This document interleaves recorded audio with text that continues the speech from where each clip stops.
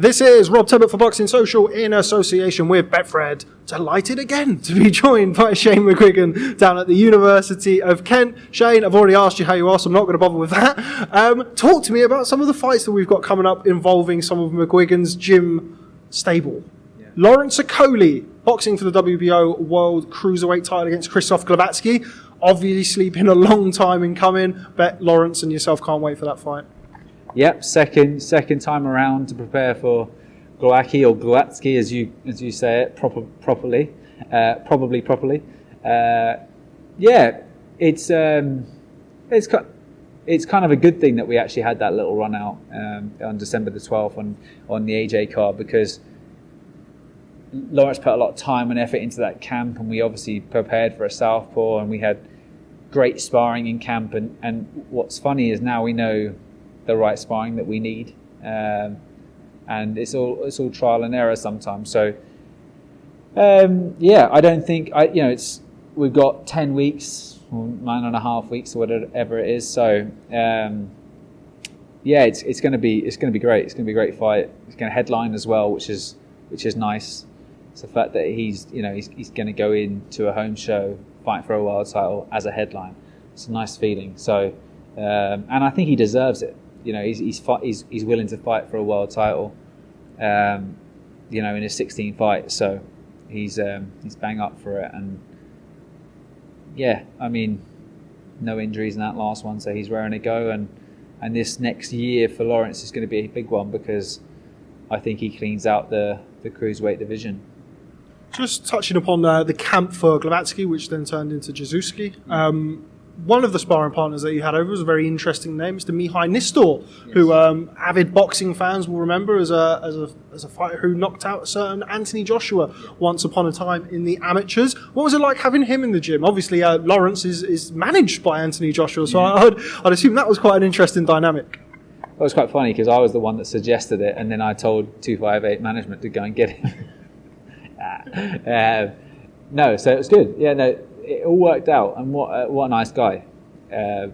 He was a great guy. I think he brought Lawrence on because heavy-handed, but also fights on the inside quite a lot. So kind of forced, like Lawrence can get away with a lot of bad habits when it comes to boxing and sparring cruiserweights, because he's so much physically stronger than cruiserweights on the inside. But he had a guy in there that was just absolute powerhouse, so he had to be very clever. And also MIHAI was throwing lots of bombs on the inside, so he had to kind of it forced him not to sort of kill the clock and tie up. So it was great sparring for us, and yeah, we probably will be getting him back again. So yeah, I can imagine that was an interesting phone call to make, calling Mr. MIHAI NISTOR over. Sticking with Lawrence Okolie, you're now 3 fights in with him. Yeah. 3 fights, yeah. 3 fights in with him. How far do you think he is away from what you would consider to be his peak? I think he's quite far away from his peak, to be honest. I don't think we're going to see him peaking until he gets up to heavyweight, because look, Lawrence is a very good athlete. He performs no matter what weight we have him. But really, I think the best Lawrence Okolie is probably sitting around 100, 102 kilos. I think that's where we're going to see a peak. We're going to see his athleticism fully peak. And obviously, weighing in at 90.9, you can't get him back to that weight or anywhere near it. So he's still physically strong. He still takes a great shot when he's walking in the ring, rehydrated and refed on fight night.